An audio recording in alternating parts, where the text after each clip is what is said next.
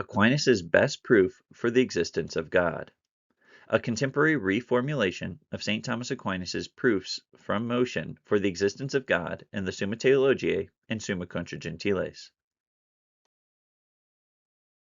In the 20th century, St. Thomas Aquinas has once again become one of the most important historical figures influencing contemporary philosophy.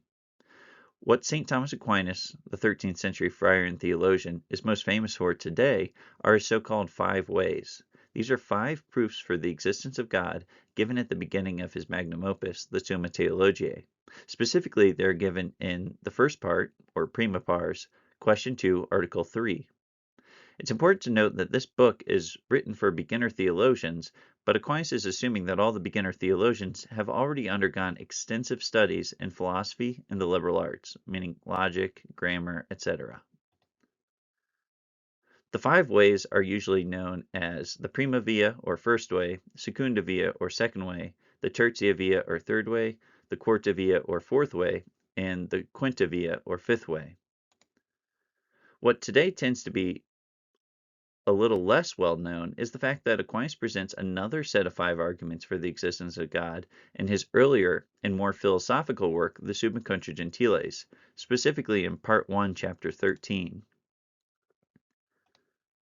Most of these arguments line up straightforwardly with the parallel arguments in the Summa Theologiae, and in the case of the Summa Theologiae's second way, quarta via and quinta via, the argument in that text is more developed than the parallel argument in the Summa contra Gentiles. The first and second arguments in the Summa contra Gentiles, however, are exceptional. First, the prima via of the Summa contra Gentiles is much more developed than the prima via of the Summa Theologiae, which it parallels. Nevertheless, the basic argument is the same. More importantly, while the secunda via of the Summa contra Gentiles bears some similarities to the tertia via of the Summa Theologiae, it is significantly more elaborate and expressed in sufficiently distinct terminology that it could legitimately be classified as a distinct argument. Like Thomas's prima via in both the Summa Theologiae and the Summa contra Gentiles, Thomas's secunda via in the Summa contra Gentiles attempts to prove the existence of God from the fact that there is motion observable in the universe. Since motion is such an obvious phenomenon, Thomas's arguments for motion, that is, his prima via in both the Summa Theologiae and Summa contra Gentiles, and his secunda via in the Summa contra Gentiles, tend to be among Thomas's most popular proofs for the existence of God. This video will focus on Thomas's 3 arguments for motion. The Summa contra Gentiles' secunda via is probably his least popular argument for motion, since its premises make explicit use of Aquinas' outdated Aristotelian cosmology and physics. While this would seem to make the argument obsolete, I believe that the opposite is ironically the case. As was pointed out by the Thomistic philosopher Daniel Shields in his recent work Nature and Nature's God, a book that is, in my opinion, the best contemporary study of Aquinas' proof from motion for the existence of God, the best way to make Thomas's proofs plausible today is to fully acknowledge their basis in now outdated 13th century physics. While I don't agree with everything in Shields' book, you'll see in this video that I do rely heavily on on a lot of what he does in that work, especially when it comes to applying Aquinas' proofs to contemporary physics. Only by grappling with the 13th century context for these proofs, which Shields does in an excellent way, can we recognize the striking applicability of these arguments with modification to the cosmos as understood by contemporary science. This video will explain the Summa contra Gentiles secunda via, as well as the 2 formulations of the prima via, in their 13th century context, and the applicability of these arguments to the cosmos as now understood. This video will presuppose background knowledge of Thomas Aquinas' understanding of the 4 causes, as laid out in the Opusculum De Principiis Naturae, or On the Principles of Nature. It will also presuppose background knowledge of his Aristotelian cosmology and his account of the causes of local motion. So viewers are strongly recommended to watch those videos that I've made on those topics, on Aquinas' De Principiis Naturae, and on the causes of local motion and cosmology, before watching the rest of this video. Part 1. The general method of the 5 ways.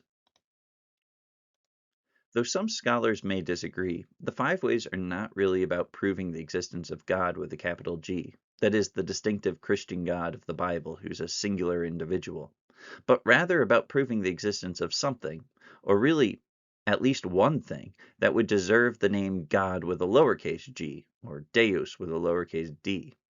It's important to keep in mind that when you see God capitalized in the Summa, that's the decision of a modern editor. St. Thomas Aquinas was not following modern capitalization conventions, so it requires our own interpretation to decide whether he means God with a capital G or God with a lowercase g. It is only in the rest of the treatise on God, in the Summa Theologiae, that Aquinas proves that the thing, or things, called God, arguably with a lowercase g, in the conclusion of the 5 ways, are like the Christian God. For instance, that the gods are simple, which he shows in question 3, that they are perfect, which he shows in question 4, that they are good, question 6, that they're infinite, question 7, all-knowing, question 14, all-powerful, question 25, and oh, by the way, that there's only one of them, question 11. The general strategy of the 5 ways is like that which we would use if inquiring about the existence of extraterrestrial life, black holes, or atoms. First, you'd have to define your terms. You propose what is called a nominal definition for the thing whose existence you are inquiring about. A nominal definition is just a fancy word for a definition of a word, a definition of a term. You want to define the term you're speaking about. When you ask, does it exist? Well, what do you mean by it? The second step is you have to look about the world for evidence of the thing matching the nominal definition you've proposed. So here's an example. Let's say we define extraterrestrial life, plausibly enough, as a substance composed of organic matter capable of self-motion, that is, nutrition, growth, reproduction, etc., but not native to Earth. The next step would be to look about the universe for evidence of anything meeting our nominal definition of extraterrestrial life. We look for evidence of anything composed of organic matter and capable of self-motion, but not native to Earth. Here's another example. Let's say we define a black hole as a massive body so dense that it is dark because light cannot escape its gravitational pull. If we want to know if a black hole exists, first we lay down this definition, and next we look about the universe for any evidence of something meeting our definition. Anything that is a massive body so dense that light cannot escape its gravitational pull. Now, each of the 5 ways attempts to argue for the existence of God by arguing for a distinct nominal definition of God. So, for instance, the first way proceeds from the existence of motion to the existence of some unmoved mover. Aquinas is claiming that if we find something that is in fact an unmoved mover, that will suffice as a criteria for saying that we've established the existence of God. Likewise, the second way proceeds from the existence of chains of efficient causes to the existence of a first agent. Aquinas is arguing that first agent is a suitable nominal definition for God. If we find something that is in fact a first agent, that suffices to be called God. As you move beyond the 5 proofs for the existence of God at the beginning of the Summa Theologiae and Summa contra Gentiles to the rest of Aquinas' discussion of the divine nature, it is crucial to constantly refer back to the 5 ways and to ask yourself this. When Aquinas proves that God is, for instance, incorporeal, good, all-knowing, singular, and so on, to which of the conclusions of the 5 ways is he appealing?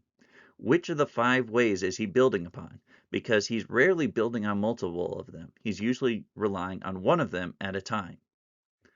In other words, which nominal definition of God is at the basis of his further conclusions about the divine nature? This procedure is crucial for structuring your reading of Aquinas' treatises on God. Part 2. The Prima Via. The logical structure of the Prima Via is essentially the same in both the Summa Theologiae, Part 1, Question 2, Article 3, and the Summa contra Gentiles, Part 1, Chapter 13. In both texts, the logical structure is deceptively simple. While the basic form of the argument is easy to follow, interpreting the argument, and especially the scope of its conclusion, is very difficult. Here's the argument. Premise 1. Something is in motion, that is moving. Premise 2. Everything in motion, that is, everything that's moving, is moved by another. Omne quod movetur ab alio movetur. We'll call this the mover principle. Premise 3. There cannot be an infinite series of essentially ordered moved movers.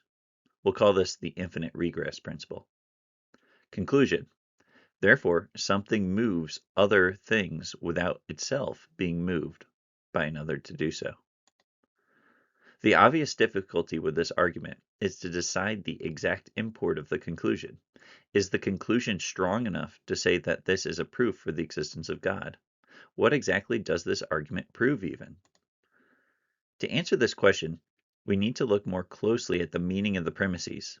In the Summa contra Gentiles version of this argument, Aquinas spends much more time defending and explaining the premises than he does in the Summa theologiae one.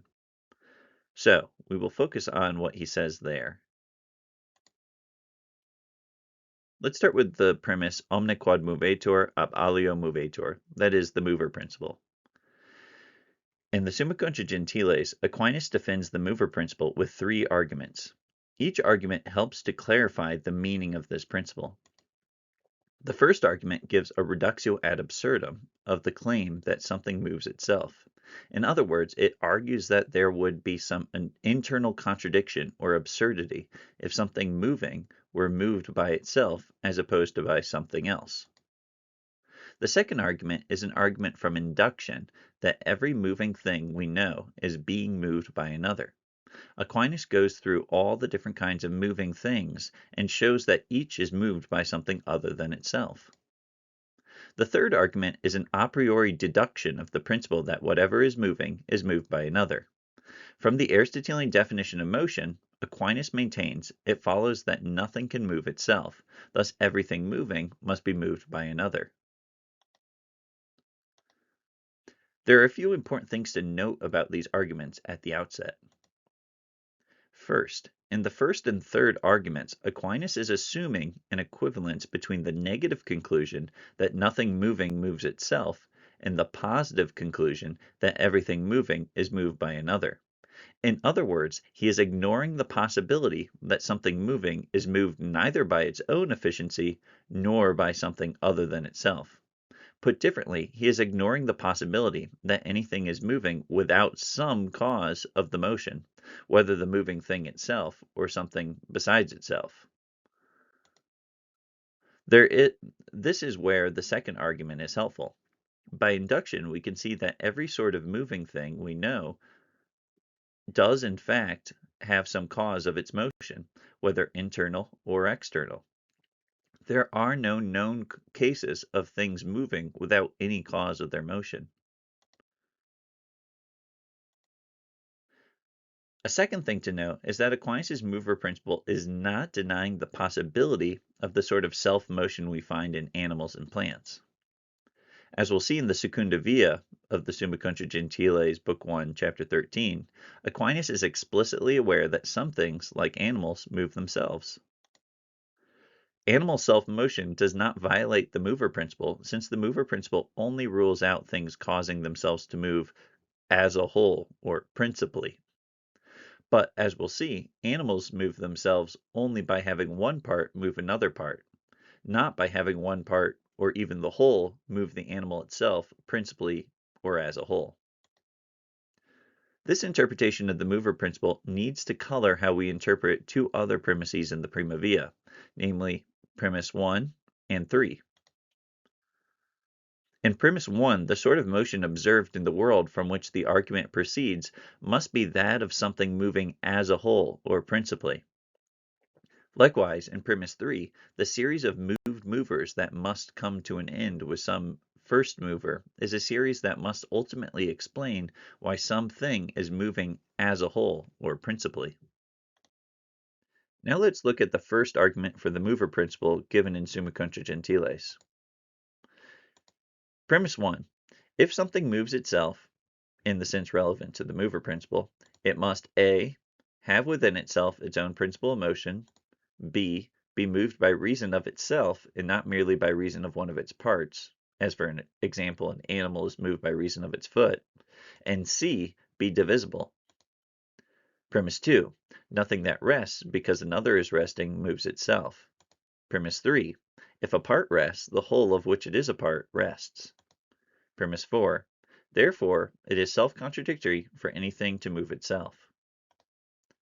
Premises 2 and 3 are self-evident.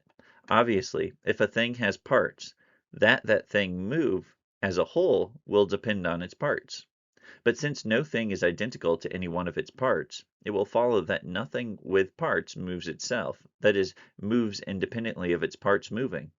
It is important to note, with regard to premise 3, that Aquinas only insists that the conditional itself, if a part rests, the whole of which it is a part rests, is true, not necessarily that the antecedent always needs to be possible. He is not presupposing that everything with parts has parts that are actually ever capable of resting. Analogously, even though no square can be a circle, it is true, as a conditional, that if, per impossibile, a square were a circle, it would have a boundary, every part of which was equidistant from its center. In other words, a conditional can be true even when its antecedent is impossible. The more controversial premise is premise 1. Within premise 1, A is self-evident.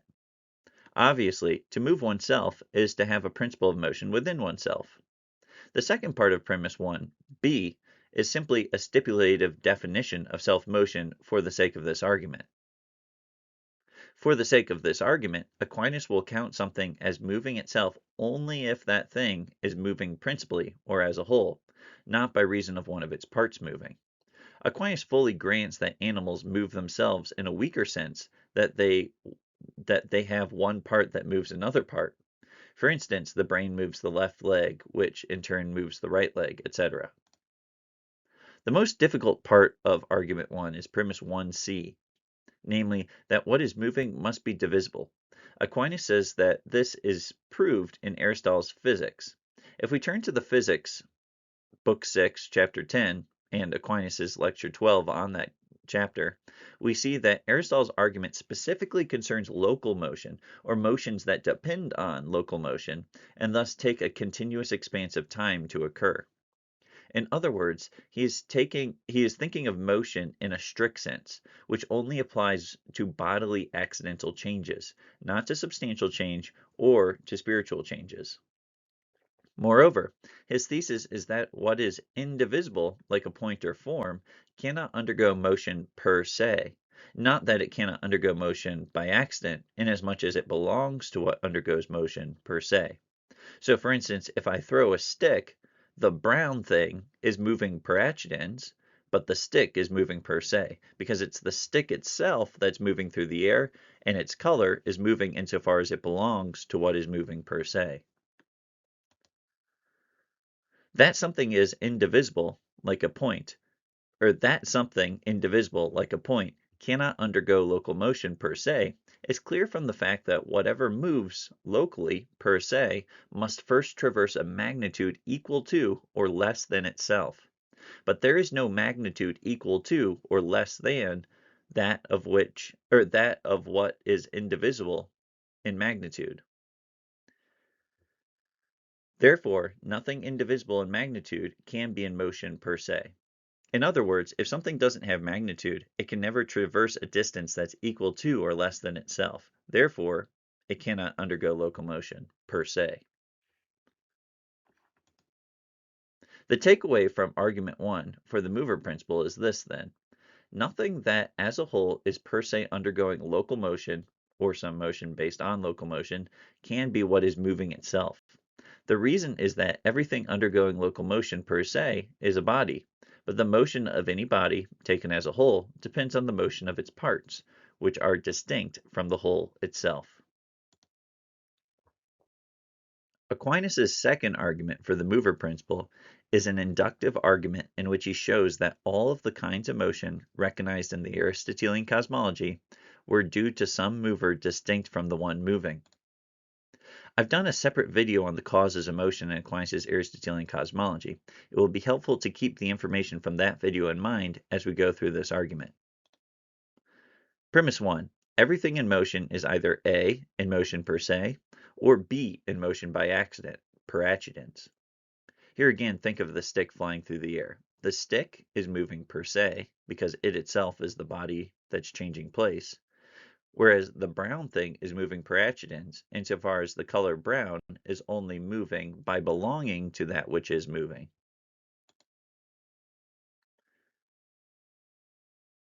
For instance, the soul of a bird, or the color of a bird, or any of its other qualities is moving per accidens, whereas the bird itself is moving per se.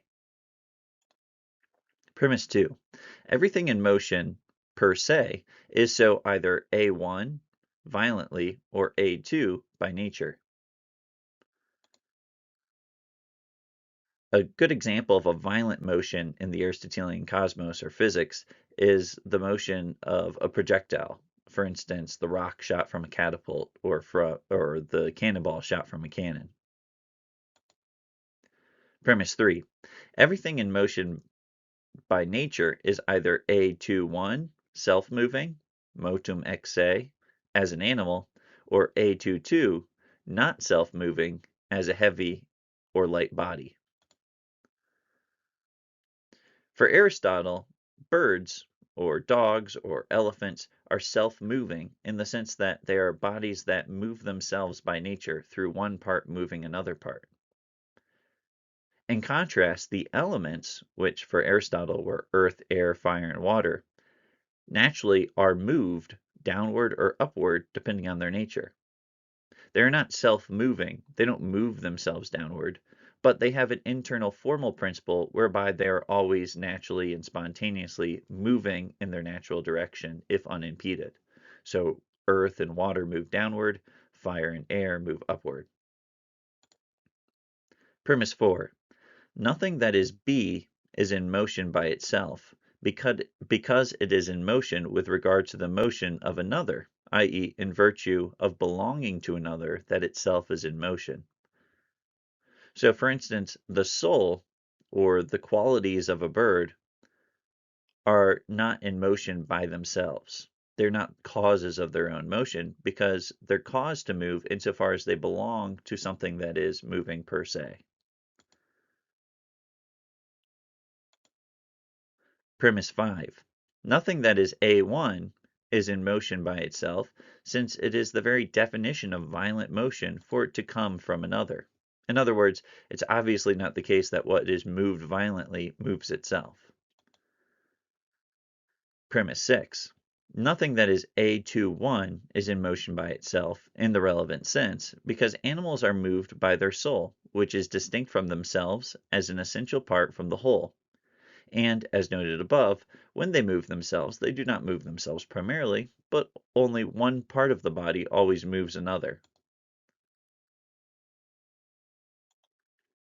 Premise 7. Nothing that is A22 is in motion by itself, since heavy and light bodies are moved per se by the one that generated them to be heavy or light, and per accidens by the one that removes obstacles to their natural upward or downward motion. For instance, the one who drops a rock. Therefore, everything in motion is moved by another. It is important to see that this argument has a much broader application than argument 1. Whereas argument 1 was restricted to bodies moving locally as a whole, or in other words, motions based on local motion, the present argument concerns anything moving in any way, even a form moving accidentally in virtue of belonging to a subject that is moving. In a previous video, I showed that there is much that is obsolete in Aquinas' account of the different kinds of motion. This may lead some to question whether this argument 2 for the mover principle still works. It certainly needs some modification, but the basic argument strategy is, in my opinion, still effective. It is true that in contemporary physics, the four traditional elements, earth, air, fire, and water, turn out not to be true elements, simple homogeneous bodies. The natural downward motion of earth and water turns out to be a special instance of a more general phenomenon, namely the gravitational freefall of bodies with gravitational mass. Moreover, the upward motion of fire and air, observable when lighting candles or flying in a hot air balloon, is reducible to the downward tendency of massive bodies in general. Most provocatively, what was previously viewed as the violent motion of a projectile caused by a conjoined mover, the surrounding air, is reconceived as a non-violent inertial motion without any conjoined mover. These changes leave unaffected what Aquinas says about animate self-movers and about forms that move per accidens.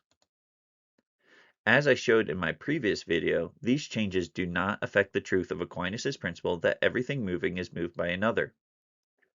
While Aquinas did think that projectiles needed a conjoined mover, this was not due to the principle that everything in motion is moved by another. He fully recognized that some moving bodies, such as downward falling rocks, do not require a conjoined mover. Instead, these movers are moved by whatever gave them the form gravitas, in virtue of which they move downward.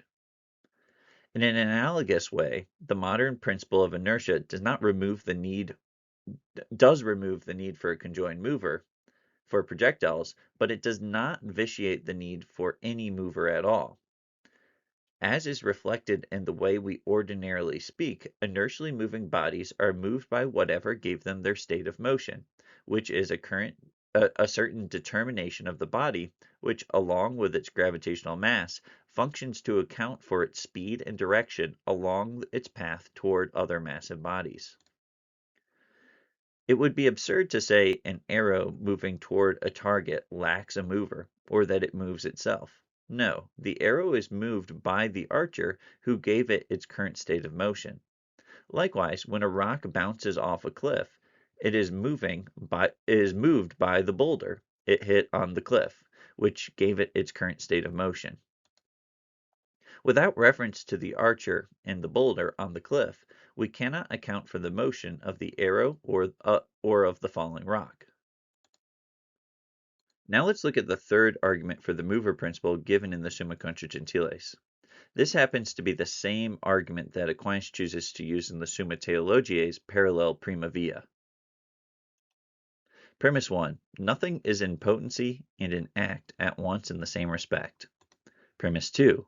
But everything that is in motion is, as such, in potency. Premise 3. Whereas every mover as such is in act.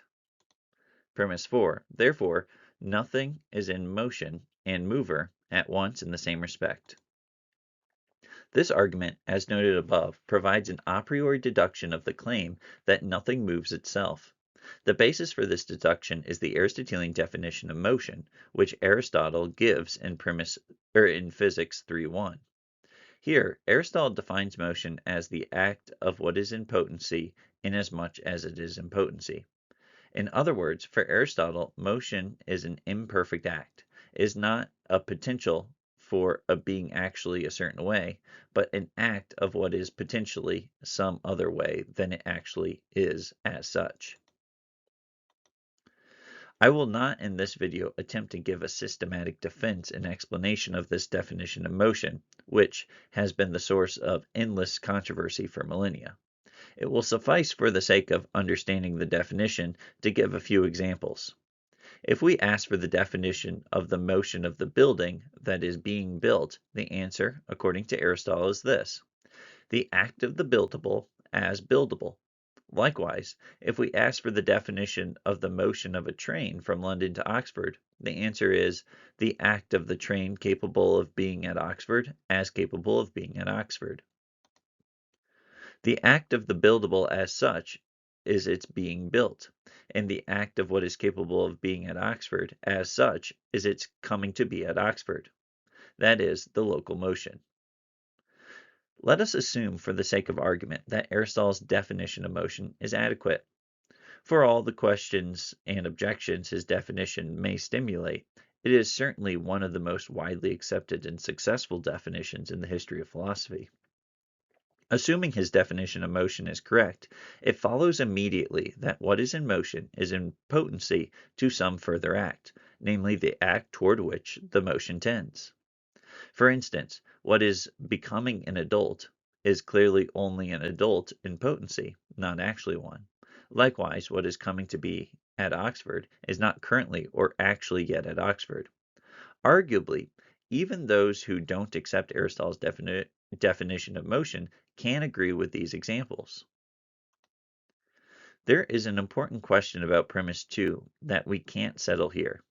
Does Aquinas think that this premise only applies to bodily motion, which is motion in the strict sense, or even to spiritual changes, such as the operations of the intellect and will, which are instances of motion only in a broad sense? In the Physics commentary, Aquinas argues that the definition of motion given by Aristotle only applies to changes in the categories quantity, quality, and place, not to substantial changes, or to spiritual changes.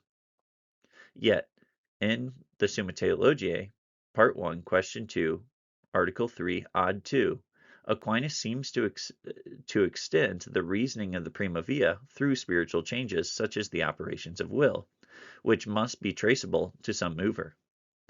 I will leave this question unanswered here. This suffices to explain premise 2.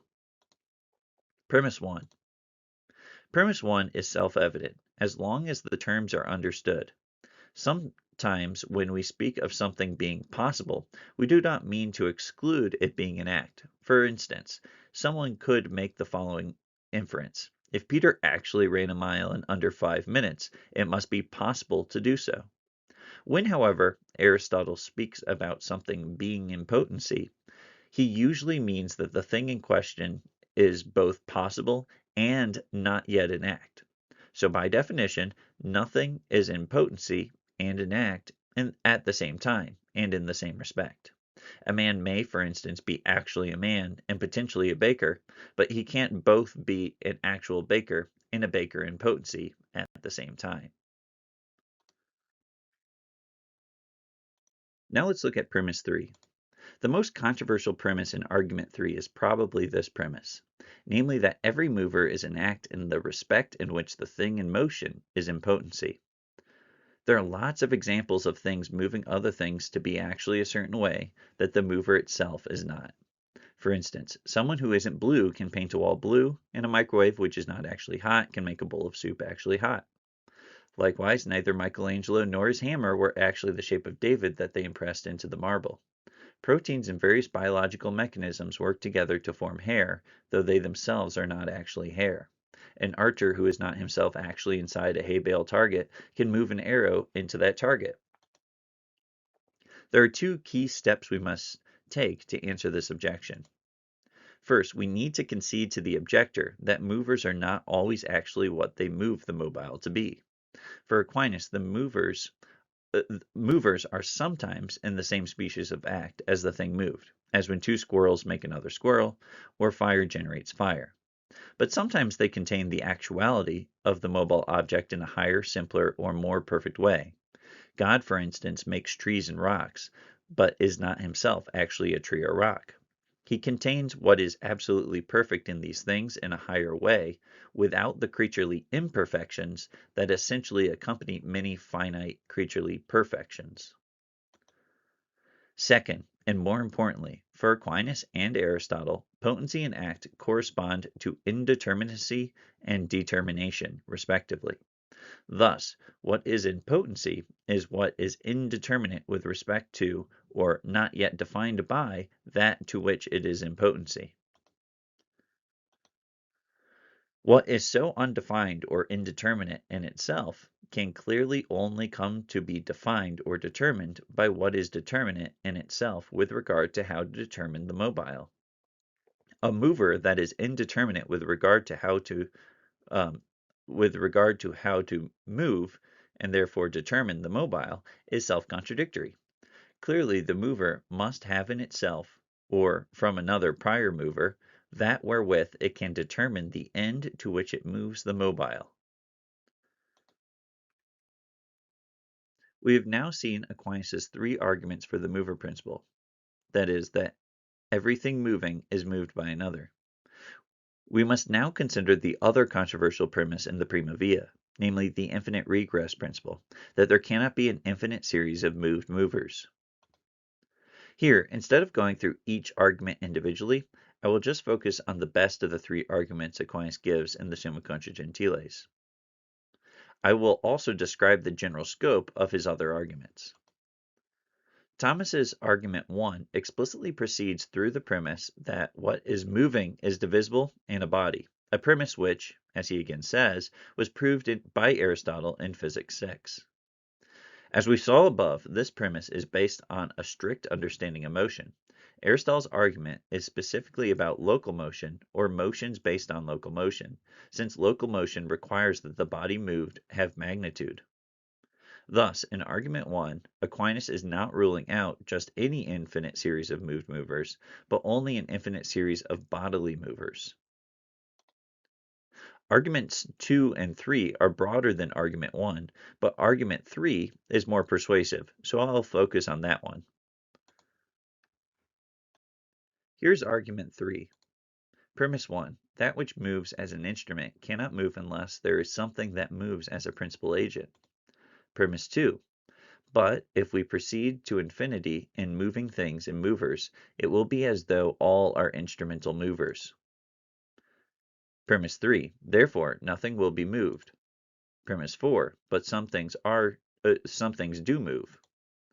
Conclusion. Therefore, we cannot proceed to infinity in moving things and movers. In this argument, the controversial premises are 1 and 2.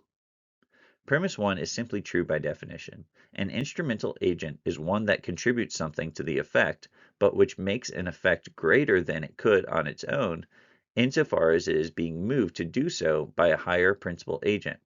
For instance, Michelangelo's hammer and chisel contribute something to his David statue by their density and shape, but they could only have produced the statue by being moved to do so by Michelangelo himself as principal agent.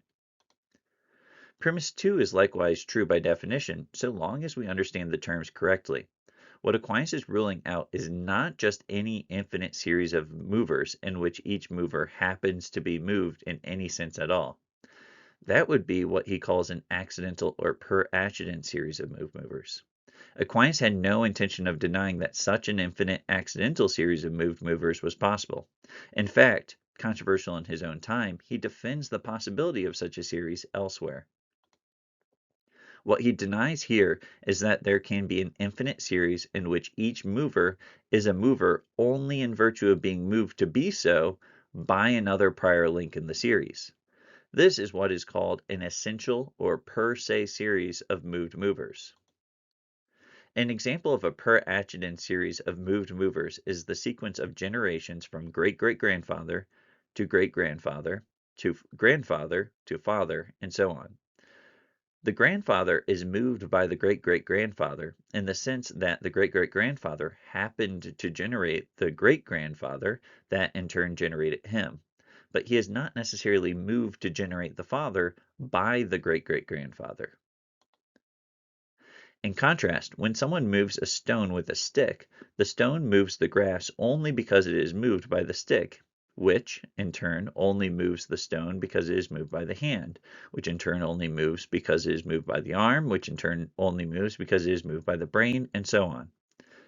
Now we are dealing with a per se series of moved movers, since each link moves the other to be a mover. Aquinas denies that there can be an infinite per se series of moved movers, not that there can be an infinite per accident series. It is important to note that Aquinas did not think that the principal agent had to always and in every case be physically present or in existence when the final effect came about through the instrumental agent. For instance, according to Aquinas' biology, the male squirrel's seed is the instrumental agent of the generating of a new squirrel, since it is moved by the father squirrel to do so. but the father squirrel may already be dead by the time the new squirrel is formed. Likewise, in Aquinas' obsolete understanding of projectile motion, the air is the instrumental agent of the archer, carrying the arrow to the target. But this does not mean that the archer cannot be decapitated by a horseman as soon as he looses the arrow. We have now looked at the meaning and arguments in favor of the two controversial premises in the prima via, namely the mover principle and the infinite regress principle. When we put together our interpretive glosses on these two premises, what follows with regard to the scope of the conclusion of the prima via? Most modestly stated, and so here I'm stating the most moderate interpretation of the conclusion of the prima via, the argument establishes that there must be some cause of motion in bodies that is not itself moved to cause that motion. Put differently, there must be some mover of bodies that, as mover, is the principal agent and not the instrument of some further agent. For convenience, I will refer to any mover meeting this description as a prime mover. It's important to note, some authors might argue that the prima via proves something more robust than this, for instance, that it proves a mover even of non-bodily motion. But here I'm stating the conclusion as modestly as possible. By itself, this argument has not yet established that there is only one prime mover, that the prime mover is intelligent, or that the prime mover is incorporeal. These conclusions would require further argumentation. Let's see where that further argumentation might take us. Part 3. Moving beyond the prima via. From the conclusion of the prima via, it is possible to establish the important conclusion that the prime mover is incorporeal. That is, that the prime mover is not a body. It's not something with three dimensions. The argument for this, given at the beginning of the Summa theologiae, specifically Part 1, Question 3, Article 1, is fairly simple. Premise 1. Every bodily mover moves others only through itself being moved. Aquinas says that this premise is known by induction. Premise 2. The prime mover does not move others through itself being moved. Conclusion. The prime mover is not a bodily mover. Premise 2 just follows from how we have defined a prime mover above. Premise 1 is the only controversial premise in this argument, yet is generally acknowledged by modern scientists. Scientists in the modern era, no less than Aquinas himself, have generally recognized that bodies do not act on each other at a distance. They can only act on each other through contact. That is, through being moved into contact with the other body. As I explained in my video on the causes of motion, linked in the description below, Newton characterizes gravitation mathematically as a sort of action at a distance, but he personally thought that this could not be the true physical explanation of gravitational freefall, since action at a distance is obviously impossible, in his view totally absurd. The theories of gravitational fields and general relativity were both proposed in part to eliminate the need for action at a distance, implied by the classical Newtonian account of universal gravitation. In other words, they were proposed because scientists simply didn't accept the idea that bodies can act on each other at a distance. Even if we concede, for the sake of argument, that there are some bodies that do act at a distance in contemporary science, for instance, some may interpret quantum entanglement this way, nevertheless, even these putative agents would only move insofar as they were moved by another agent. This is clear from the fact that their putative action at a distance would still be affected by their own present location, which is itself determined by external movers. Even bodies that putatively act at a distance would be moved movers, not prime movers. Now, some scientists or philosophers of science speculate that some of the fundamental particles in modern physics, such as photons and electrons, are point entities. That is, they do not have internal dimensions. Strictly speaking, then, they are not bodies. They don't have three dimensions. We need not settle whether such point entities are in fact real or even possible as so described. It suffices to note that even such point entities would, if real, be moved movers, not prime movers. The reason is that photons and electrons have whatever effects they have through a quasi-contact, however that is understood, with other bodies. But their quasi-positions are affected by external movers. For instance, the position of an electron is affected by that of surrounding protons. Thus, none of these putative point entities in contemporary physics can be a prime mover. From the conclusion that the prime mover is incorporeal, it is possible to conclude that the prime mover is immaterial, that is, not composed out of matter and form, so long as we assume that there is no such thing as spiritual or incorporeal matter. Some Franciscans in the Middle Ages argued that not all material substances are corporeal, that is, extended. They held that angels are material but not corporeal. They are composed of matter and form, but not extended in 3 dimensions, or even 1 or 2 dimensions. Their matter, then, is what these Franciscans dubbed spiritual matter. For Aquinas, the very notion of spiritual matter is absurd. Matter is necessarily extended, and therefore corporeal. If we agree with Aquinas here, then to show that God is not a body is simultaneously to show that he is immaterial. If God is immaterial, then it follows that he is incorruptible, since a thing can only be destroyed by separating what it is, that is its form, from its matter, that out of which it is composed.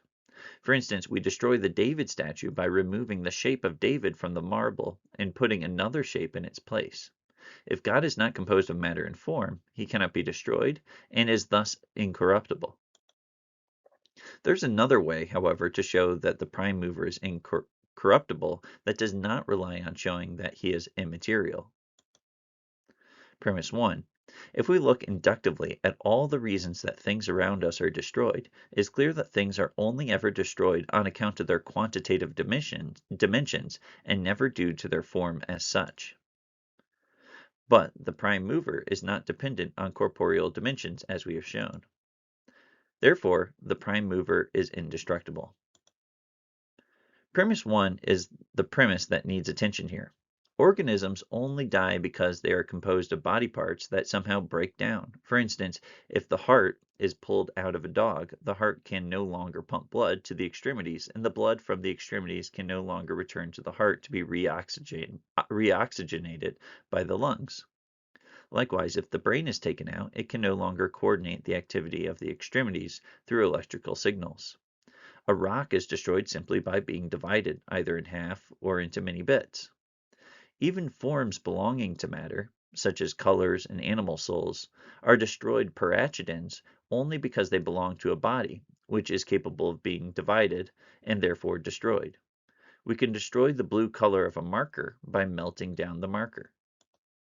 Thus, if, as we have seen, the prime mover is not corporeal, that is, he doesn't have dimensions which can be divided up, it does not seem that there is any way in which he can be destroyed. It is also possible to show that the prime mover is unique. In other words, the prime mover doesn't share a common nature with any other individual. This conclusion can be reached either by a metaphysical argument or by a cosmological argument. Both the metaphysical argument and the cosmological argument are given in Prima Pars, question 11, article 3. I will first present the metaphysical case for the conclusion. It is important to note I will only be presenting this argument in its broad outline, since a full exposition of its principles would require a much longer discussion. Premise 1. The multiplication of individuals within a species or common nature depends on A. the individuals being composed of matter and form, and B. the individuals having corporeal dimensions. But, as we saw above, the prime mover lacks corporeal dimensions, and the prime mover is not composed of matter and form, since everything composed of matter and form must have corporeal dimensions, and according to premise 2, the prime mover lacks corporeal dimensions. It's important to note that this premise 3 is strictly unnecessary. Strictly speaking, you could just have premise 1 and 2, and still reach this final conclusion. There cannot be a multiplication of individuals within the species or common nature possessed by the prime mover. In other words, the prime mover must be the unique individual in its species. It is important not to overstate what we have achieved by this conclusion. This conclusion is compatible with the hypothesis that there are many incorporeal and immaterial prime movers, just of distinct species from one another. In other words, this conclusion is compatible with the hypothesis that there is, in fact, a pantheon of gods, so long as these gods are each of totally diverse natures from one another. Such a hypothesis is admittedly weird, but we haven't yet ruled it out. To rule it out, we need to supplement our previous argument. While this supplementary argument may sound esoteric to modern philosophers, it is firmly rooted in a long tradition descending from Aristotle through Boethius to Thomas Aquinas. Aristotle seems to appeal to it implicitly when he quotes Homer in Metaphysics 12:10. Quote, "And those who say that mathematical number is the primary reality, and that there is always one substance after another, and give different principles for each, make the substance of the universe itself a group of substances unrelated to each other. For one substance confers nothing upon another, either by being or not being, and give us many principles, that is, many gods. But beings do not want to be badly disposed. Quote, many rulers are not good, therefore let there be one ruler." Here's the argument as it would be explicitly laid out. The natures of incorporeal substances can only be multiplied hierarchically by the privation and possession of additional perfections. By analogy, the species of number are only multiplied by the addition or subtraction of the unit or one. 4 is defined as 1 and 1 and 1 and 1, or, more briefly, 3 and 1. But the nature of 5 is diversified from that of 4 by the addition of 1. 5 is 4 and 1, or more fully, 1 and 1 and 1 and 1 and 1. Likewise, the genera human, animal, plant, and inanimate natural body are diversified by the addition or subtraction of perfections, of reason, sentience, and life. Premise 2. Suppose for the sake of argument that there are multiple incorporeal substances of diverse natures. It follows from this supposition and premise 1 that one of these incorporeal substances must be supreme, and this supreme one would be the one most deserving the name God.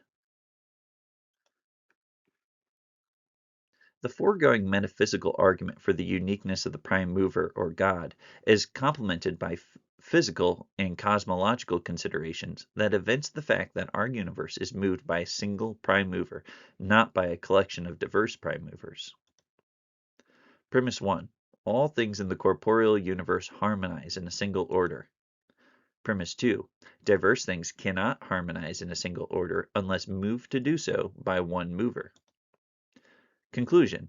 All things in the corporeal universe are moved to harmonize with one another in a single order by one mover. The key premise in this argument is premise 1. We need to show that the universe is actually harmonized into a single order. That the universe is harmonized in a single order is less evident to ordinary non-experts today than it might have seemed to non-experts in antiquity or the Middle Ages, when it was assumed that the universe was a series of concentric spheres centered on Earth. Today, many probably think that the universe is simply an infinite random expanse of stardust with no intelligible arrangement. But is this conception of the universe as an unorganized heap of stuff correct? We'll have to address this question below. But before we consider the enormous evidence from contemporary physics for premise 1, we need to answer a likely objection that will be raised to premise 2. Some thinkers, such as the Austrian economist F.A. Hayek, argue that the free market economy is an example of emergent order. That is, a case in which order emerges without any cause out of diverse elements. If this is true, then there is a clear counterexample to premise 2. Diverse things can harmonize in a single order without any organizing principle. To illustrate Hayek's point and the flaw in his argument, let us take the famous example given by one of Hayek's most influential disciples, the Chicago School economist Milton Friedman. As Friedman points out, as an argument against central economic planning, no single individual knows how to make even something as simple as a pencil. The pencil manufacturer buys the prefabricated parts, wood, graphite, rubber, tin, etc., that he will assemble into a pencil, but he does not know how these parts were manufactured by their respective manufacturers. Likewise, each of these manufacturers only knows what goes into his own immediate step in the supply chain. He doesn't know, for instance, how to source the raw materials he draws upon as inputs or how to build his own machinery. Likewise, at no step in the supply chain, until we get to the actual pencil vendor, does the person in question know the precise nature and quantity of the final product his step is ordered toward. Yet despite the lacking any overseeing mind, which arranges the astronomically complex supply chains of our modern global economy, the global economy manages to produce the efficient order that allows us to buy pencils, pens, and cars without much effort and at a minimal cost. The error in Hayek and Friedman's argument is that they confuse a lack of micromanagement, i.e., the lack of centralized ordering of the particulars, with a lack of general management or ordering. It is true that no individual knows the entire supply chain that goes into the production of a pencil, but the consumer knows what writing is, which is the good or telos of a pencil. This knowledge of the good or end of the pencil directs in a general way the whole supply chain that terminates in the supply of pencils to the consumer at the Dollar Tree or Walmart. Plato was right in this respect when he said in the Republic that knowledge of the good in general orders society. It is not just consumers who order the modern economy. Consumers do not just desire a random collection of diverse, incommensurable goods. Rather, their desires for goods are hierarchically ordered, in part by human nature, in part by custom, and in part by the conscious ordering of desires by religious institutions, by advertisers, by the entertainment industry, and by the educational system, all of which aim to order consumer desires to some general good known to the one producing the order. All these institutions are moreover themselves ordered in a general way by political entities and financial institutions through legislation, policy regulations, and credit allocation mechanisms, such as grants, loans, tax breaks, etc. For instance, in wartime, the government may give grants and honors to filmmakers making movies glorifying heroism in war and thrift at home. Likewise, it is normal for the government to work with private entities to coordinate the production and purchase of specific strategic manufactured goods, such as planes and automobiles, the allocation of specific strategic resources, such as oil and steel, and the existence and ends of certain cultural institutions, such as museums, theaters, etc., all with an eye to some overall good known to the government actor coordinating these lower entities. Now, the economy must be ordered by some mover, not merely with regard to its end, the particular goods known by consumers and the general good known to those who order the desires of consumers, but also with regard to its general means. Legislation, government policy, and financial institutions at the global, federal, state, and municipal levels all contribute more or less specifically to creating the actual market institutions that make possible the exchange of goods, for instance, money for pencils, and the exchange of information about what goods are desired, in what quantities, and in what particular places. In summary, while Hayek makes a strong case against central micromanagement of the economy, he is wrong that the modern free market is an example of emergent or spontaneous order. The specific order that a particular supply chain has is downstream of the general order given it by the consumer at the end, who knows the specific good to which the supply chain is ordered, and the general order of the whole economy is downstream of general movers, such as government entities, with knowledge of the general goods to which the economy as a whole should be ordered. Let us now return to our cosmological argument for the uniqueness of the prime mover. We have now seen that the modern free market economy does not nullify the truth of premise 2, that order requires something to produce the order in question. The next question is this: What is the evidence that our own universe does in fact constitute a single order, such that it would demand a single ordering entity? In Aquinas' now obsolete geocentric cosmology, the argument was this: things here on Earth, below the moon, undergo the cycles of generation and corruption, life and death, because the heavenly bodies, especially the sun, move them, creating the seasons and water cycle by cyclically heating and cooling the elements in mixed bodies below the moon. But the lower celestial bodies, like the sun, only move in the orbits that periodically heat and cool the sublunary bodies because they themselves are moved to do so by the higher celestial bodies. Ultimately, everything in the corporeal universe moves because the general motion of the prima mobile, the outermost body, whose diurnal east to west orbit drags along with it all the lower celestial bodies, thereby creating day and night.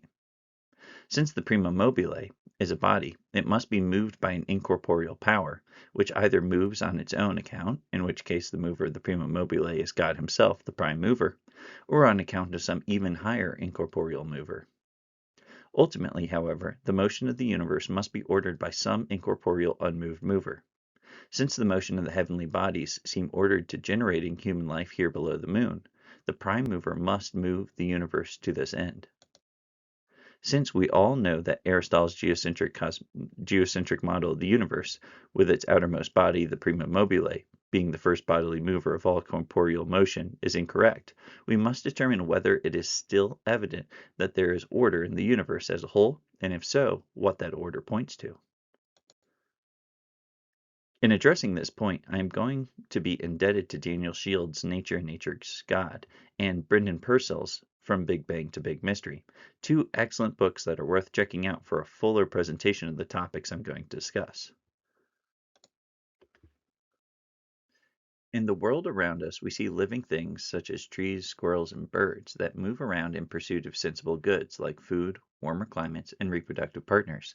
These living things engage not only in animal locomotion, but also in the activities of metabolism, homeostasis, and in the case of plants, photosynthesis. The biological activities, while not reducible to chemical causes, are not independent of, but causally dependent upon, the proper activities of the chemical molecules of which the living organisms are composed. Likewise, while the proper activities of chemical molecules may or may not be reducible to the proper activities of their atomic and subatomic parts, the periodic elements, protons, neutrons, and electrons, etc., they do causally depend on these. Ultimately, we must come to the fundamental agents in the physical universe, whatever those are, for instance, photons, gluons, bosons, and so on. Each of these basic entities itself moves and in turn functions as a mover of other entities in a particular way proper to its nature. These natural motions underlie the various cosmological constants recognized by modern physics, such as the speed of light and the elementary charge of protons and electrons, as well as the four fundamental forces recognized by modern physics: gravity, electromagnetism, and the strong and weak nuclear forces. While the strength of a human or ape, for example, can be explained in terms of more fundamental physical bodies, such as proteins, the strength of the fundamental forces and the quantity of the cosmological constants, by the very fact that these are fundamental, cannot be explained by reference to any more basic physical entity. As far as the physical universe is concerned, these quantities are brute facts. Yet these physical brute facts are not chaotic, but mutually coordinated, along with the quantity and distribution of mass in the early universe, in a precise way such that organic life, and in particular human life, is possible. To illustrate this point, let me quote a few passages from Daniel Shield's book, Nature and Nature's God. Organisms require a complex chemistry and are composed of about 25 different elements, of which the most important are carbon, atomic number 6, hydrogen 1, oxygen 8, nitrogen 7, phosphorus 15, and sulfur 16, but even heavier elements such as iron, atomic number 26, and even iodine 53 can be important. Living organisms depend upon the existence of a habitable planet stocked with the above-mentioned elements, with a suitable temperature, and containing liquid water. It must also orbit a star that can provide a source of low-entropy energy. This has come about in our universe in the following manner. The nuclei of elements heavier than hydrogen, atomic number 1, and helium, atomic number 2, are forged out of protons and neutrons in the nuclear furnaces of stars and made available to planets when supernova explosions eject these elements into the interstellar medium. The stars must coalesce into galaxies so that this material is not lost to empty space. It is only the second generation of stars formed out of the material that has been ejected from prior generation of stars that can form solar systems with rocky planets orbiting about them suitable for life. For all this to come into place in an orderly sequence and provide the necessary environment for life, a process spanning billions of years and utilizing at least a whole galaxy worth of material is required. In fact, it requires much more than that, since to last long enough, the universe must be vastly bigger than a single galaxy. Shields goes on to note that the strength of gravity must be coordinated with the strength of electromagnetism for the right sorts of stars to form such that they properly produce and make available at a distance the basic elements necessary for life, and so that the necessary conditions for the rest of the necessary complex chemical reactions needed for life are available. Likewise, the electromagnetic force must be coordinated with the strong nuclear force so that the complex elements and molecules necessary for life can be held together. Again, the strength of the weak nuclear force must be determined at the right amount to allow for the seeding of the universe with heavy elements after the collapse of a supernova. Moreover, the weak nuclear force on the one hand, and the electromagnetic and strong nuclear forces on the other, which separately account for the different kinds of radioactive decay, must be determined at strength suitable for three ends, leaving some necessary elements relatively stable, generating other elements, and not being generally hazardous to life. In summary, then, the basic properties and characteristics of our physical universe, for example, the strengths of the fundamental forces, the quantities of the cosmological constants, and the initial conditions of the universe, are, from a physical standpoint, brute facts independent of one another and not explicable in terms of any more fundamental physical explanations. These are analogous to what we might call the cosmological constants of the Aristotelian cosmos, such as the chemical properties of the four elements and the strength at which they interact with each other and cause the elements to move downwards or upward. Yet these physically independent brute facts are coordinated in such a way as to be conducive to the generation and survival, for a time, of organic life on Earth.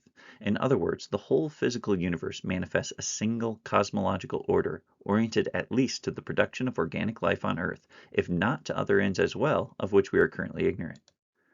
This suffices to establish premise 1 in our cosmological argument for the uniqueness of a prime mover. Let's now return to the argument.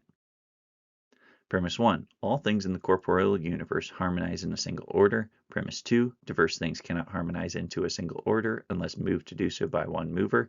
Therefore, all things in the corporeal universe are moved to harmonize with one another in a single order by one mover. We have now shown both premise 1, that all things in the corporeal universe harmonize in a single order, and premise 2, that diverse things cannot harmonize in a single order without a single ordering agent. It follows that the prime mover of the universe is singular. There is not a collection of independent deities or prime movers, each responsible for a distinct order in one part of the physical universe, but instead a single prime mover at the head of a full cosmic order that descends from the initial conditions of the universe through multiple generations of stars to Earth, and that ascends from the lower physical particles up to the highest of living organisms.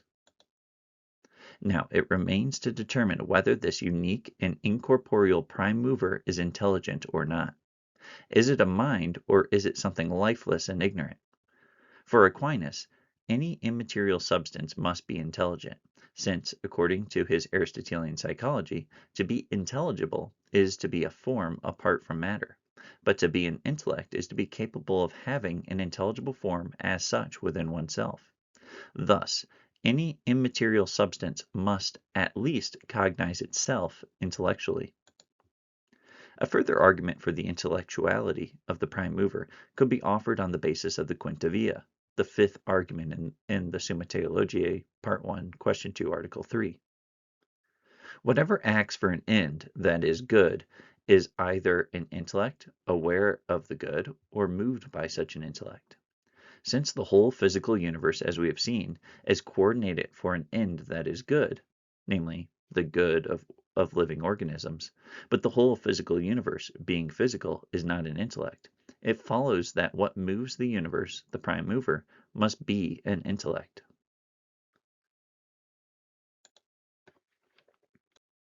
We began this section by asking what precisely the prima via proves. This is a question most critics of the prima via raise. Even if the argument is sound, it is so abstract as stated by Aquinas that it is difficult to tell what precisely is demonstrated through it and whether this thing deserves the name God with a lowercase g or even an uppercase G. As I have now shown, it is possible to infer from the conclusion of the prima via not only that there is at least one prime mover, but also that this prime mover is incorporeal, immaterial, and incorruptible, and moreover that this prime mover is unique. There aren't multiple prime movers. Finally, we can also conclude that this unique prime mover moves the entire universe by its intellect. That's pretty good. We may not have proved that this prime mover has all the attributes of God as understood in the Christian tradition, but Aquinas thinks that to do so would be impossible. Certain attributes, such as God's being a trinity of persons, or being omnipotent, or being the sole object of legitimate worship, are articles of faith, not philosophical conclusions, as St. Thomas explicitly states. Nevertheless, we prepare the way for these articles by establishing what we can by philosophy, such as the existence of a unique prime mover governing the universe that is incorporeal, incorruptible, and intellectual. Part 4. The Summa contra Gentiles' Secunda Via. As described more fully in my video on why bodies move, Aquinas accepts Aristotle's geocentric cosmology, which divided the universe into two regions, the sublunary realm and the celestial realm, or heavens. The celestial realm, or heavens, is the region of substances that are incorruptible and ungenerable, that is, the region of necessary beings. The sublunary realm is the realm of generable and corruptible things, or possible beings, beings that come to be and pass away. In Aquinas' Secunda Via, in the Summa contra Gentiles 1:13, he makes explicit use of this geocentric cosmology. So, we need to review the principal features of it here before looking at the Secunda Via itself. The sublunary realm is composed of three basic sorts of things. There are the elements, which for Aristotle are fire, air, water, and earth. Mixed bodies, which are minerals composed out of the elements. And living things, such as plants, animals, and humans, which are composed both out of mixed bodies and the elements. The ultimate causes below the moon are fire, air, water, and earth, the four elements, out of which everything else is composed, and upon which everything else depends. Everything in the sublunary realm is corruptible. It can be destroyed or pass away. The celestial realm, for Aristotle, is composed out of things that are necessary. These incorruptible celestial bodies were eternal and had been revolving around the earth through an infinite past. For Christians, these heavenly bodies, though incorruptible and not generated from pre-existent matter, had been created out of nothing, or ex nihilo, at a definite point in the past. In other words, they might be necessary beings, but they still came to be at a particular time in the past.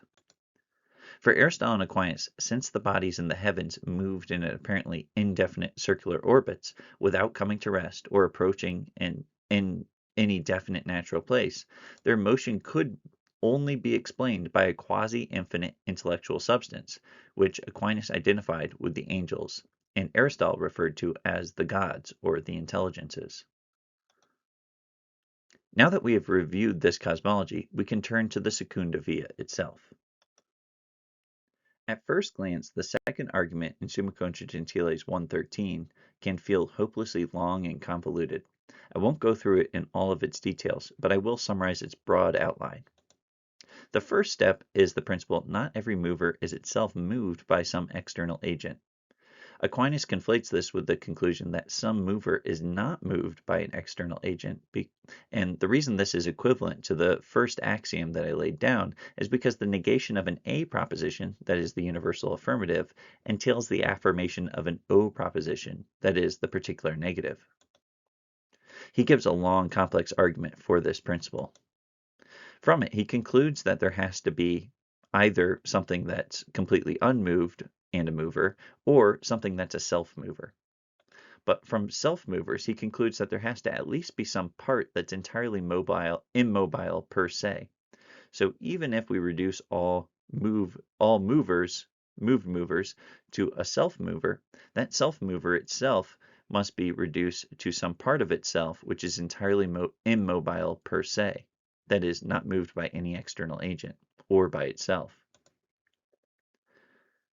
From some first self-mover, Aquinas further reasons that there has to be something that's not only immobile per se, but even per accidens. And by immobile per accidens, Aquinas specifically has in mind motion with regard to generation and corruption. So he means that there has to be some incorruptible mover. And he argues that this has to be the case whether or not the universe is eternal. A key step in the argument is that he proposes the universe may be eternal, but even if the universe is eternal and motion has been going forever, that eternal per accidens sequence of moved movers must be sustained by some mover outside the sequence who is immobile both per se and per accidens. In other words, something that is a mover that is incorruptible. From proving that there must be some incorruptible mover to sustain the eternity or potential eternity of motion in the universe, he further reasons that there has to be some separate mover that's immobile, both per se and per accidens, and which is the final cause of the motion of the eternal movers.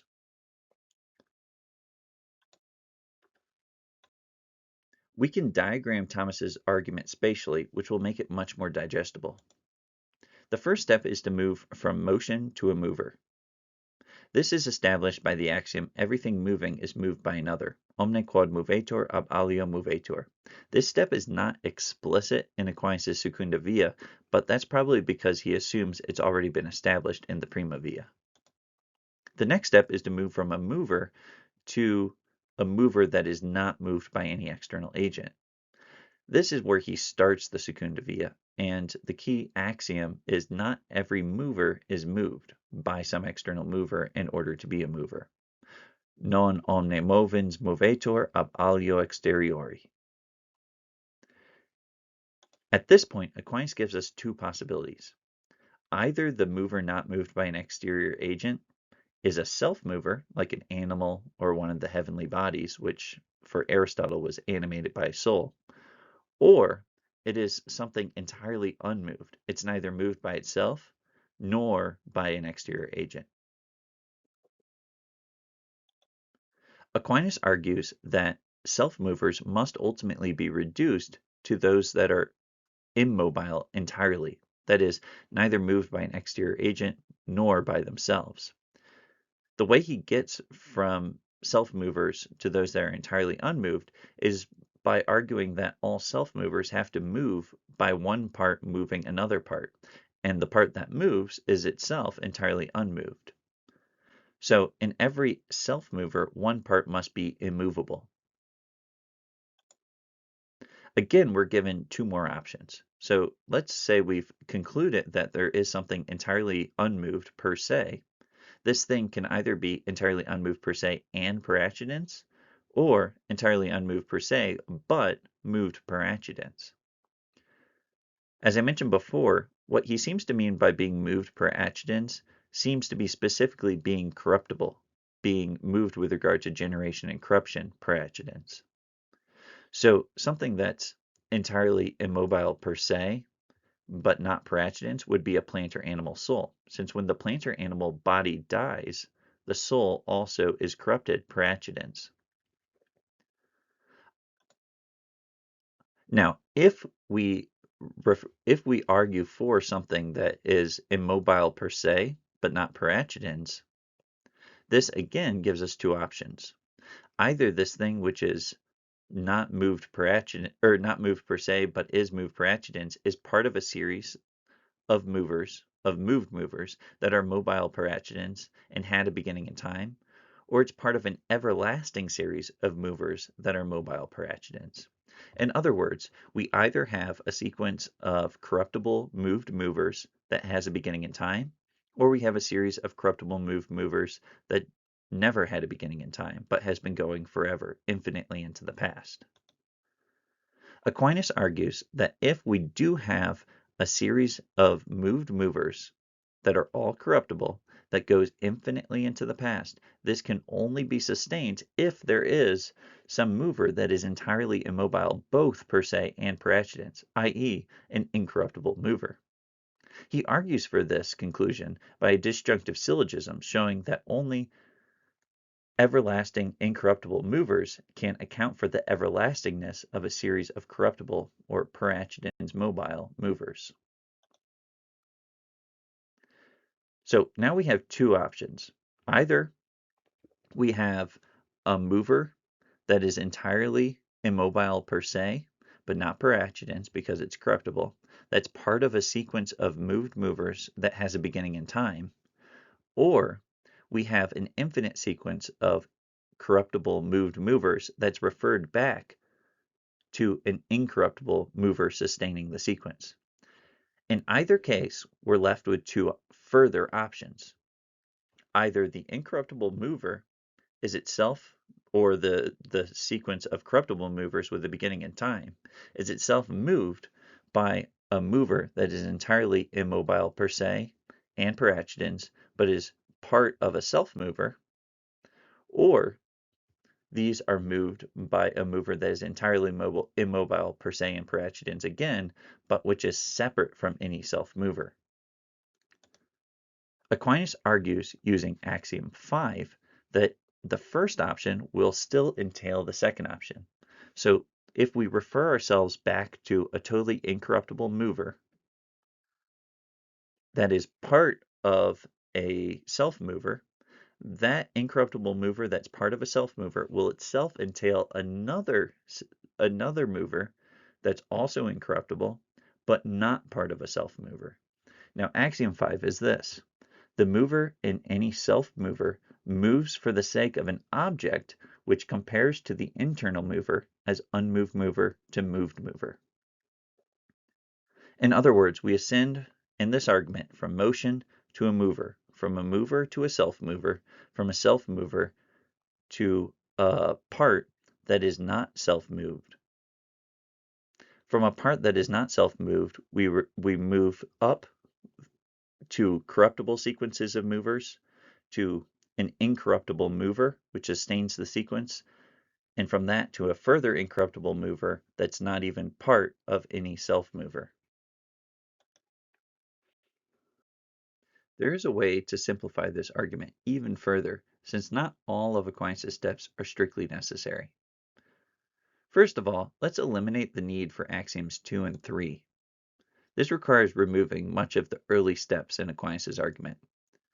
As before, we'll start with the existence of motion and we'll move to the existence of a mover using axiom 1. But then we'll move immediately to two possibilities. Either this mover is corruptible or it's incorruptible.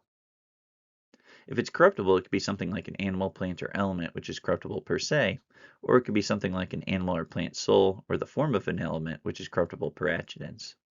In either case, we have two further possibilities, which are the same ones we saw before.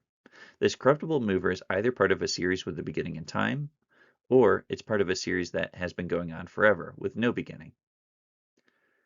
In the latter case, by axiom 4, it's necessary to conclude that there's some incorruptible mover sustaining the perpetuity of the series.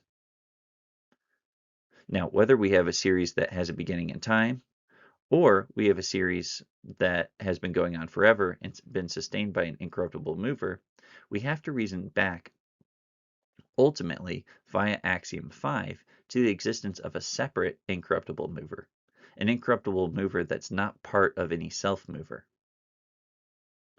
So, in summary, we've been able to abandon axioms 2 and 3 by this methodology. But we could also sort of abandon axiom 5.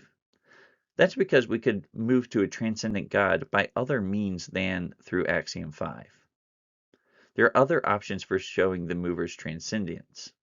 For instance, Aquinas gives 3 arguments that God is not composed with creatures in Summa theologiae, Part 1, Question 3, Article 8.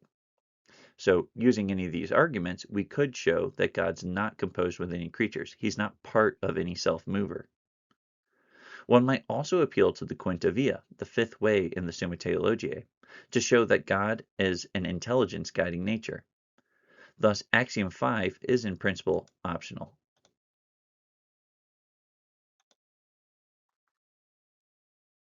Now, at this point, we've already discussed the axiom that everything moving is moved by another.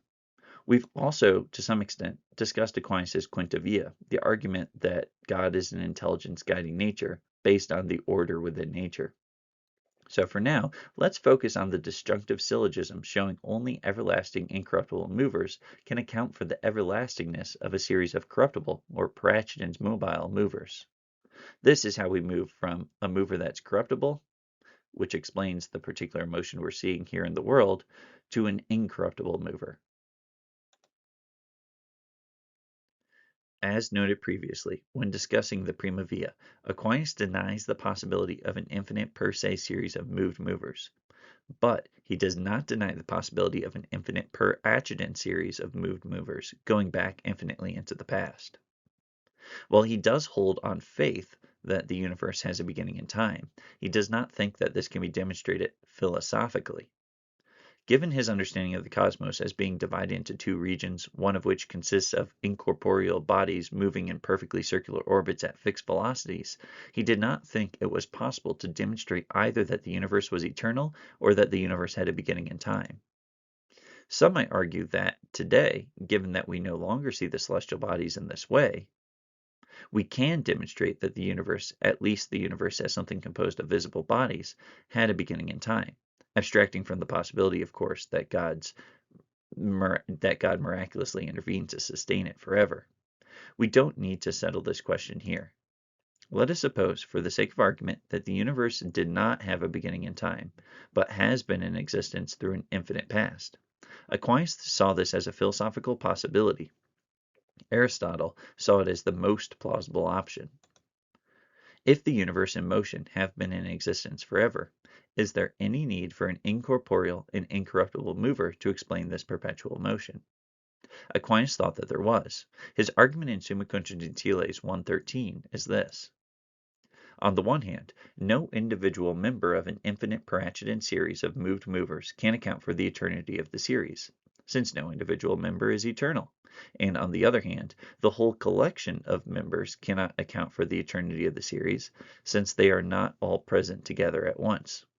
Accordingly, the everlastingness of an infinite per accidens series of moved movers must be attributed to some mover that is itself incorruptible and everlasting, and thus not a member of the infinite series of corruptible movers.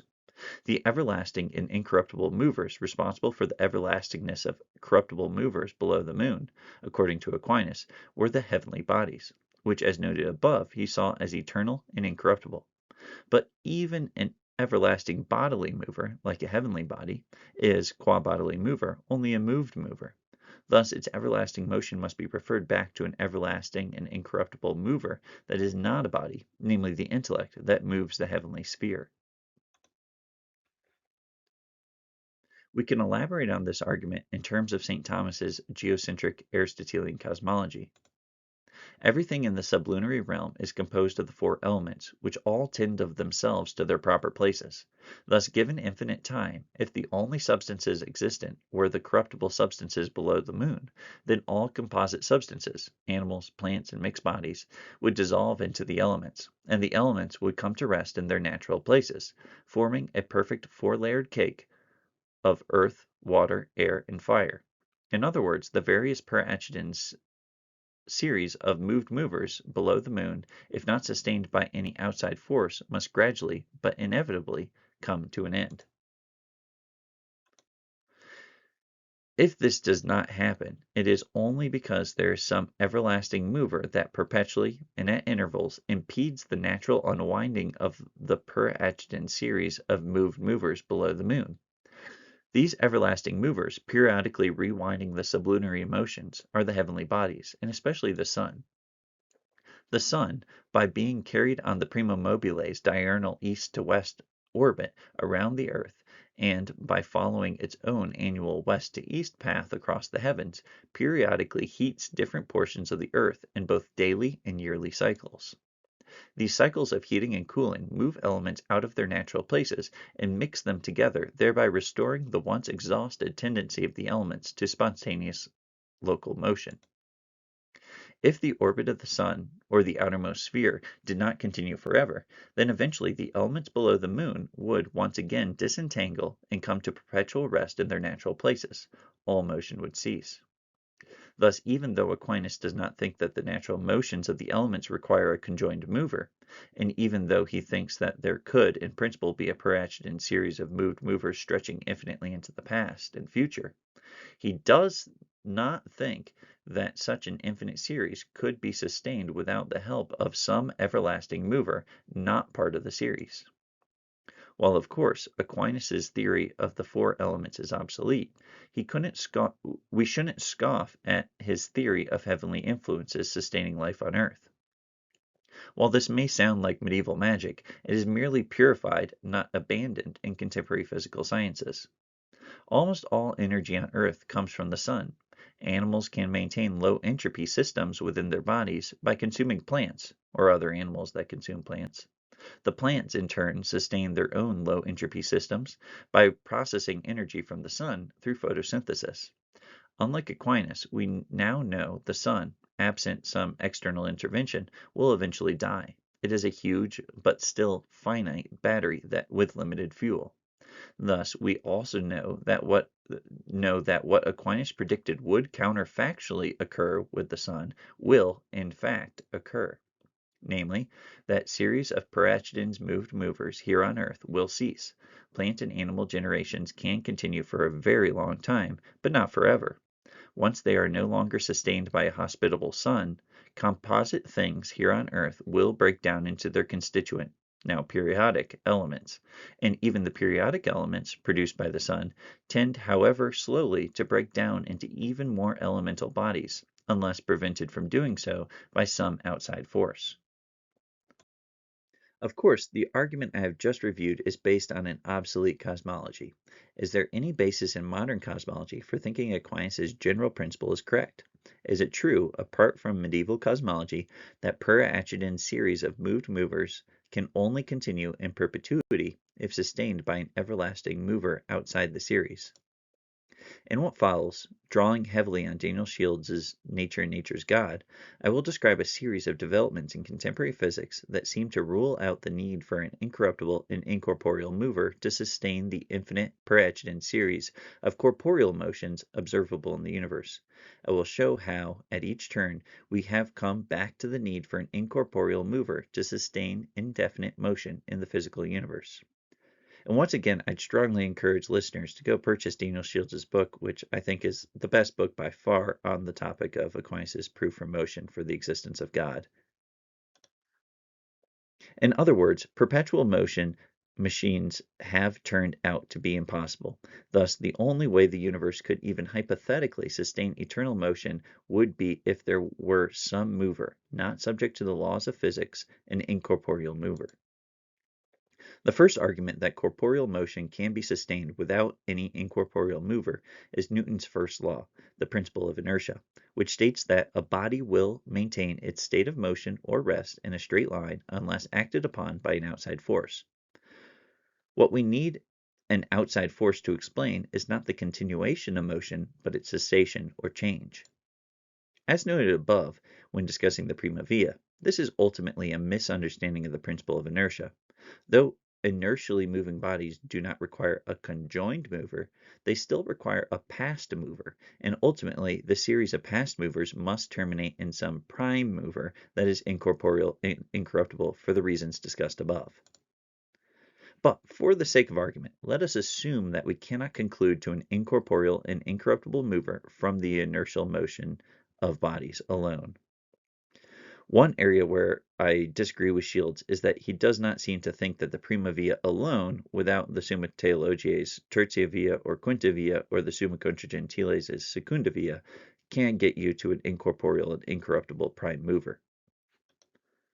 Even assuming that that inertial motion alone cannot form the basis for an argument, so conceding this premise, nevertheless, we can get to such a prime mover, an incorporeal and incorruptible prime mover, from the hypothesis of the perpetuity of orderly work.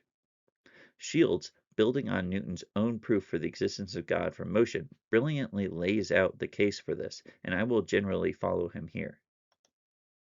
The first step is to see, as Newton himself did, that in some sense, without some incorporeal mover sustaining it, the quantity of motion in the universe would always be diminishing. Momentum, which Newton called the quantity of motion, is a product of the body's mass and velocity, where velocity is understood as a specific speed in a particular direction. Newton's third law, that every action has an equal and opposite reaction, might lead one to suspect that the overall quantity of motion in the universe is never diminished. But Newton himself recognized that in observable interactions between bodies, the opposite is actually the case. The overall or absolute quantity of motion is perpetually diminishing. That is because no collisions, at least between observable bodies, are perfectly elastic, and arguably this is also the case between non-observable bodies as well. While the difference between the momentums of the two colliding bodies may be preserved after the collision, the sum of the absolute momentums of the two bodies is always diminishing. That's because at least some of the kinetic energy of each body is neither transferred to the second body as a whole, nor preserved in the first body, but instead dissipated in overcoming friction and air resistance or in changing the shape of the other body. So here's a perfectly elastic collision. This is what we don't find in the world. And this would be a case in which the absolute momentum is preserved after the collision. But what we actually observe are cases somewhere in between perfectly inelastic collisions and perfectly elastic ones. Ones in which the overall momentum is decreasing, but it's not entirely destroyed, and it's not entirely preserved. The implication of this is that so long as at least some inertially moving bodies are interacting with each other, that is, colliding, the absolute quantity of motion in the universe will always be diminishing until either A, all inertial motion, or B, all interactions between bodies cease. Unless, that is, some incorporeal agent, not subject to physical constraints just described, intervenes to preserve through periodic infusions the overall quantity of motion in the universe. Gottfried Wilhelm Leibniz, a contemporary of Newton and fellow mathematician, physicist, and philosopher, disagreed with Newton that the quantity of motion in the universe was constantly diminishing. For Leibniz, it was not philosophically sound to insist, as Newton did, that God's creation is like a clock which must periodically be rewound to keep moving.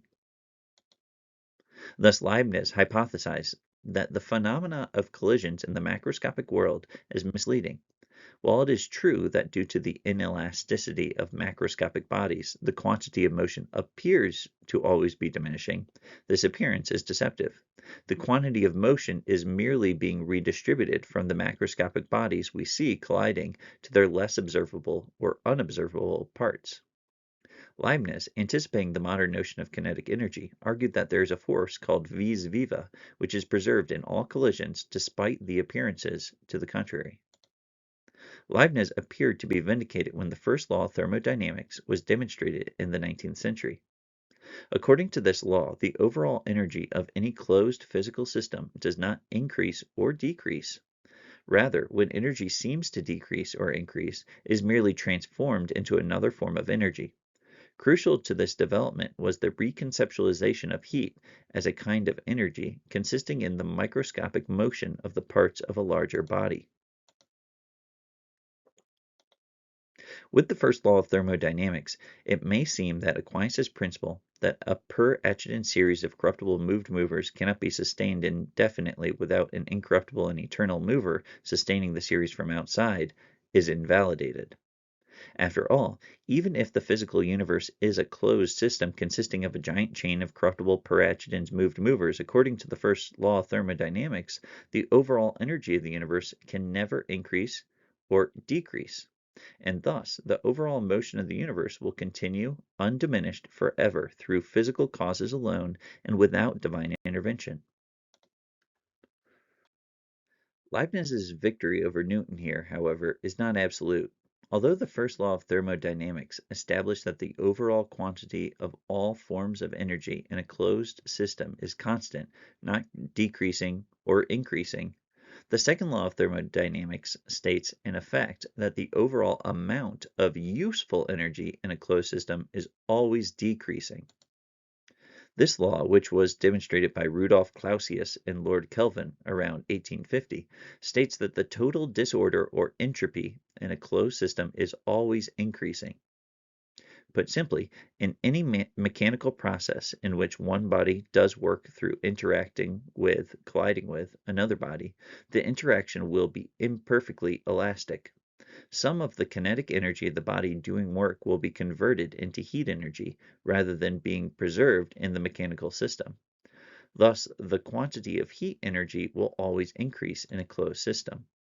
But heat energy itself can only be used to do work by flowing from one body to another. Yet the temperature of a system tends towards equilibrium, with heat energy only ever spontaneously flowing from a hotter body to a colder one, not vice versa. As a result, although the overall energy of a closed system is conserved as the energy within the system transforms from one form of energy to another, nevertheless, the ability for that energy to do any work, the usefulness of the fixed amount of energy in any closed system, is always decreasing. So first you have a machine, and the machine is always imperfectly efficient. This leads to the creation of heat energy. The heat energy tends to equilibrium, at which point it itself can't do any work. In other words, there can be no perpetual motion machine. There can be no system composed exclusively of bodily movers that continue to do work, to move each other in perpetuity. Eventually, every isolated mechanical device, every system of bodily movers must stop working as its energy is dissipated into heat, and the heat itself comes to be equally distributed and thus useless. Many eminent physicists have recognized the cosmic implications of the second law of thermodynamics. If the physical universe is a closed system, then given infinite time, all work will cease. Within any finite length of time, we will reach a state that closely approximates one in which there is absolutely no work. For a fuller treatment of this topic, listeners should consult Shields' book, Nature and Nature's God. Here I'll just quote a few portions of the longer text quoted by Shields. Lord Kelvin writes, 1. There is at present in the material universe a tendency to the dissipation of mechanical energy. 2. Any restoration of mechanical energy without more than an equivalent dissipation is impossible in inanimate material processes. 3. Within a finite period of time past, the earth must have been, and within a finite period of time to come, the earth must again be, unfit for the habitation of man, as at present constituted, unless operations have been or are to be performed, which are impossible under the laws to which the known operations going on at present in the material world are subject. Hermann von Helmholtz writes, quote, if, however, all the bodies in nature had the same temperature, it would be impossible to convert any portion of their heat into mechanical work. Accordingly, we can divide the total force store of the universe into two parts, one of which is heat and must continue to be such, the other, to which a portion of heat of the warmer bodies and the total supply of chemical, mechanical, electrical, and magnetical forces belong, is capable of the most varied changes of form, and constitutes the whole wealth of change which takes place in nature. But the heat of warmer bodies strives perpetually to pass to the bodies less warm by radiation and conduction, and thus to establish an equilibrium temperature. So, if the universe be delivered over to the undisturbed action of its physical processes, all force will finally pass into the form of heat, and all heat come into a state of equilibrium. Then all possibility of further change would be at an end, and the complete cessation of all natural processes must set in. In short, the universe from that time forward would be condemned to a state of eternal rest. Clausius writes, quote, "One hears it often said that in this world everything is a circuit. When the first fundamental theorem of mechanical theory of heat, the conservation of energy, was established, it may probably have been regarded as an important confirmation of this view. We should yet be going too far were we to assume that it affords a confirmation of the view according to which the whole condition of the universe is represented as unchangeable and all involved in never-ending cycles. The second fundamental theorem of the mechanical theory of heat, the entropy principle, contradicts this view most distinctly. The ergon, or work, which the forces of nature are capable of performing, and which is contained in the existing motions of the bodies which make up the system of the universe, will be gradually converted more and more into heat. The heat will gradually acquire a more and more uniform distribution. Hence we must conclude that in all the phenomena of nature the total entropy must be ever on the increase and can never decrease. The more the universe approaches this limiting condition in which the entropy is at a maximum, the more do the occasions of further changes diminish. And supposing this condition to be at last completely attained, no further change could ever take place, and the universe would be in a state of unchanging death. To conclude this video, let's now summarize the reformulated and simplified version of the Summa contra Gentiles' second argument for motion for the existence of God, the secunda via. Premise 1. The system of all physical entities, that is, the universe, currently includes physical entities engaged in work that is engaged in moving each other. Premise 2. Given infinite time, absent intervention by an agent from outside the system, all work will cease in any physical system. Within a finite amount of time, there will be approximately no work in that system. Either 3a, the universe has been engaged in work infinitely into the past, or 3b, the universe has not been engaged in work infinitely into the past. If it has been engaged in work infinitely into the past, then there must have been intervention by an agent from outside the system of all physical entities, the universe, to sustain work in the universe through the infinite past. In other words, a non-physical agent must be sustaining the perpetuity of work in the universe. If 3b, then the universe must have begun doing work at some point in the finite past. No physical entity moves another to do work without itself doing work. Therefore, if the universe began to do work at some point in the finite past, what caused it to do so was not a physical entity. In other words, whether the universe has been doing work forever or not, we must get back to a non-physical entity sustaining its work or initiating it. In other words, no matter what, whether the universe has been moving perpetually into an infinite past or whether its motion had a beginning in time, either way, we must come to some non-physical mover of the universe, that is, to some agent that is not subject to the laws of physics. If the universe has been engaged in work forever, a non-physical agent must have sustained its perpetual motion. But if the universe began doing work at a specific time, it must have been moved to do so by some agent capable of moving it without itself having to engage in work, thereby simply pushing off the problem of the temporal origin of work. What sort of entity or mover does this argument prove exists? Well, at a minimum, this argument shows that there is some cosmic source of motion that is not itself within the physical cosmos, that is not itself a physical mover subject to the laws of physics. Either this non-physical mover created the physical cosmos ex nihilo, or it simply began to move the cosmos from a pre-existent state of heat death. If the mover created the physical cosmos ex nihilo, the mover must obviously be incorporeal, since ex hypothesi, no body or physical entity precedes the creation of the cosmos. On the other hand, If the non-physical mover began to move the universe from a pre-existent state of heat death, it would again have to be incorporeal, since no corporeal entity could act on the entire universe simultaneously. In either case, the mover would also have to be intelligent for the same reasons given above in our discussion of the prima via.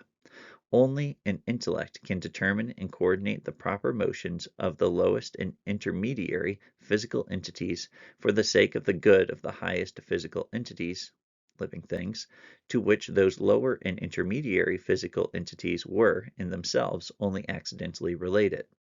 Yet we see that our universe is moved in such a way that it is coordinated for the benefit of living things here on Earth. One final point could be noted with regard to the intelligence of the prime mover. If the prime mover is not a body or point entity connected to bodies, possibilities which were eliminated above, then the prime mover cannot touch the bodies it moves by physical contact. Yet it seems every cause, to be a cause, must interact or touch, so to speak, what it causes in some manner. Intellectual movers move things by touching them in their mind. For example, the king directs his ministers ultimately by first thinking about them and what he wants them to do. If the prime mover has no contact with the bodies it moves, either by physical contact or by the intellectual presence of what it moves to its mind, then it is hard to see in what sense the prime mover can even be said to be causally responsible for what it moves. In other words, it seems self-contradictory to call a prime mover a mover, but to simultaneously deny this mover even intellectual contact with what it moves. Thus it seems that if there is an incorporeal prime mover, it must be an intellectual agent, one with cognition of both itself and the universe it moves.